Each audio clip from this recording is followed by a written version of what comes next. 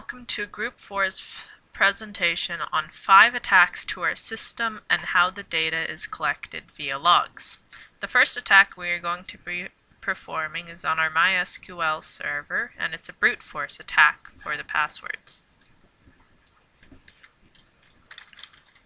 Here we have what our log first looks like.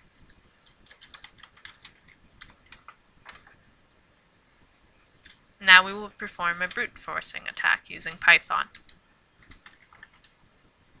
We will be using usernames provided in this text file, passwords, over 100 in this one, and a database, types of databases we believe could be on the server. We're going to run it for just a short while.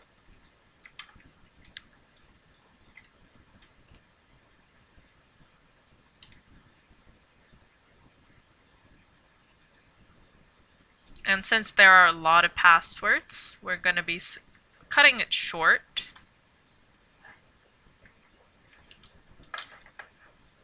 Through force. And then assessing the logs here.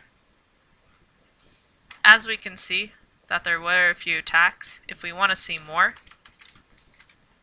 we could see that there were over 9,000 attempts for an attack.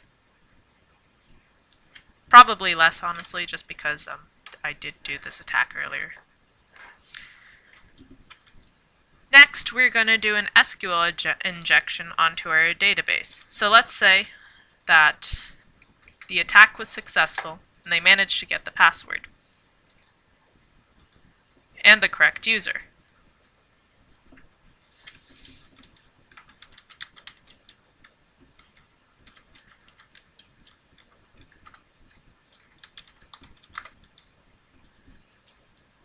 What we're going to be looking for,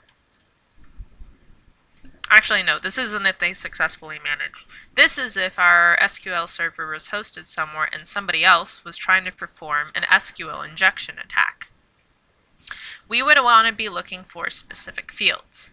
Specific fields such as that would match an SQL injection attack.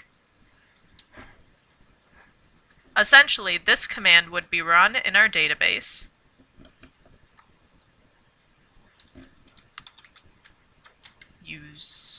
Let's say in the in the MySQL database. This SQL injection could be run, and then the password hashes could be released to the person attacking. In our logs, we would want to filter out something that looked like this kind of listing.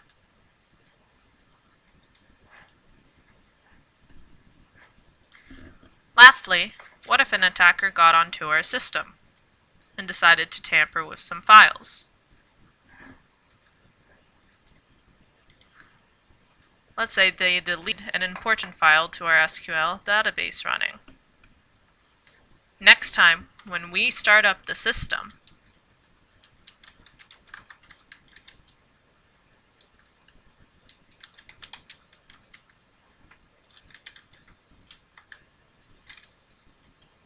there's going to be some issues in it starting.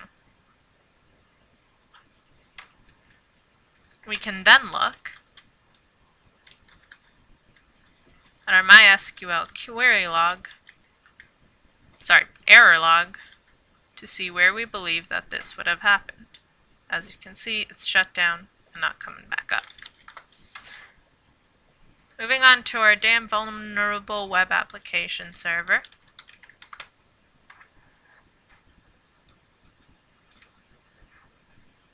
Here, we would perform a cross-site scripting attack.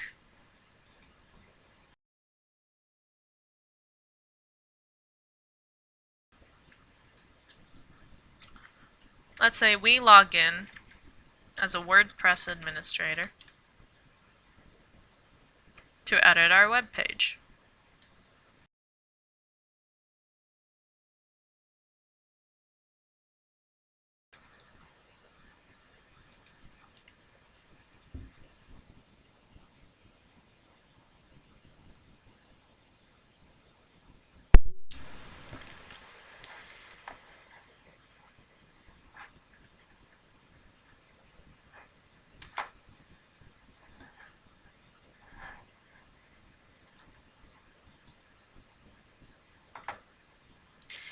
if we manage to find a search option,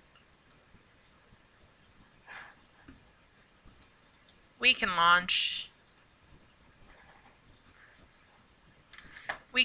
a script, a cross-site scripting attack. Or I'm gonna have to manually put it in. This is a simple example.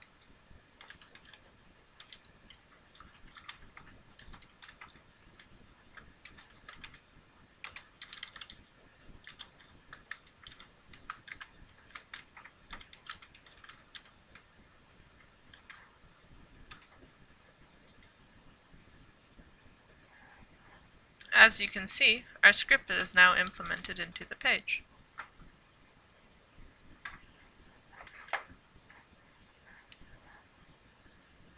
We can see it in these logs.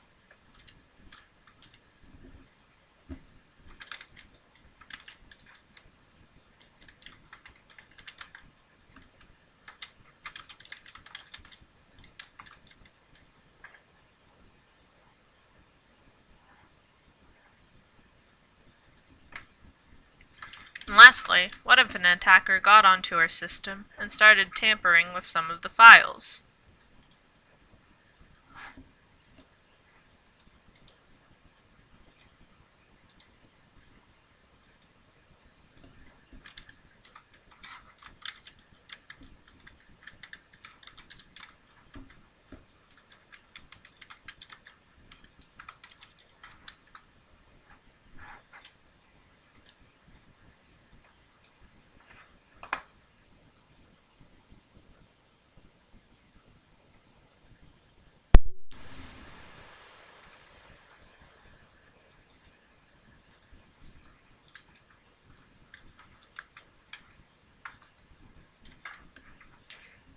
We're trying to access a non-existent site, and our logs would help tell us that there has been some tamperment.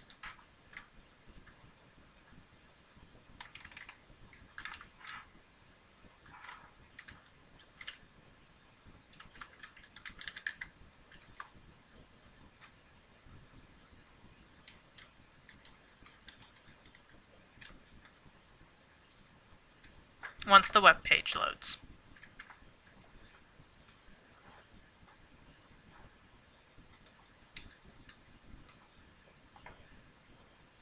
There we go. We have some troubles. Error 404. And there you go. We have a brute forcing attack seen in the query. We have SQL injections where we would find them as well in the query. We have some tamper with the SQL files, which we'll find in the startup error log. We have attacks from scripting attacks, which would be found in an access log, as well as failed web pages.